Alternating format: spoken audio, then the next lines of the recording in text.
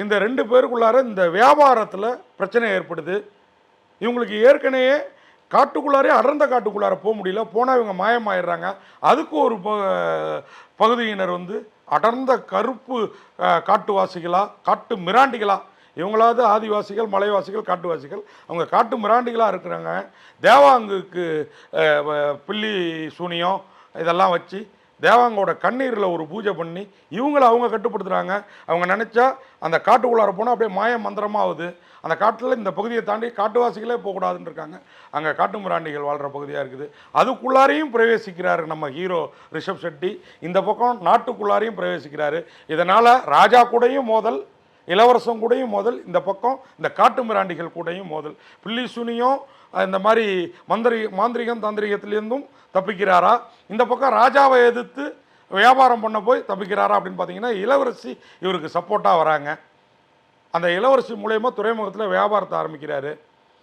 அதன் பிறகு இப்படி வந்து இவன் ராஜ்யத்தையே ஆள நினைப்பான், இவெல்லாம் தொட்டாலே திட்டு இவனையா உள்ளே வர்றீங்கன்னு இளவரசர் பட்டம் கட்டப்பட்ட இளவரசர் கோச்சிக்கிறாரு. இவனோட காந்தார பகுதியே, இவங்க காந்தார பகுதியில் ஈஸ்வர தோட்டம்னு ஒன்று இருக்குது, அது மேலே எல்லாருக்கும் கண்ணாக இருக்குது. அங்கே படையெடுக்கிறாங்க.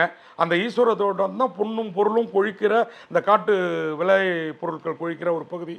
அங்கே வந்தால் கடவுளே அவங்க கைகாலை எடுத்துரும், உயிரை போக்கிடும் அப்படிங்கிற ஒரு பயம் இருக்குது. ஆனால் இந்த காந்தார மக்கள் மட்டும் அங்கே வசிக்கிறாங்க, போகிறாங்க, வராங்க. இதை தாண்டி இளவரசன் உள்ளே வந்து இவங்களை காலி பண்ணிட்டு அங்கே உள்ளே போக நினைக்கிறான். அப்போது இந்த தெய்வ குழந்தையான ரிஷப் ஷெட்டியே அவனை துவம்சம் பண்ணி காலி பண்ணுறாரு. ஏன்னா இவங்க நாட்டு மக்களை அவன் அழித்தான் அப்படிங்கிறதுக்காக. இப்போது ராஜாவுக்கும் இளவரசிக்கும் கோவம் வரணும் இல்லையா? கோவம் வரல, மாறா இளவரசியை விட்டு சமாதானம் பேசுகிறாரு. இவர் திரும்பி நாட்டுக்கு போகிறாரு. அங்கே இவங்க கையில் தங்கலிங்கத்தை கொடுத்துட்டு நீங்கள் உங்கள் சுயம்புலிங்கங்கள் எடுத்து வந்து நாட்டில் பிரதிஷ்டை பண்ணுங்கள், நாம் எல்லோருமே சுபிச்சமாக இருக்கலாம்னு ராஜா சொல்கிறாரு.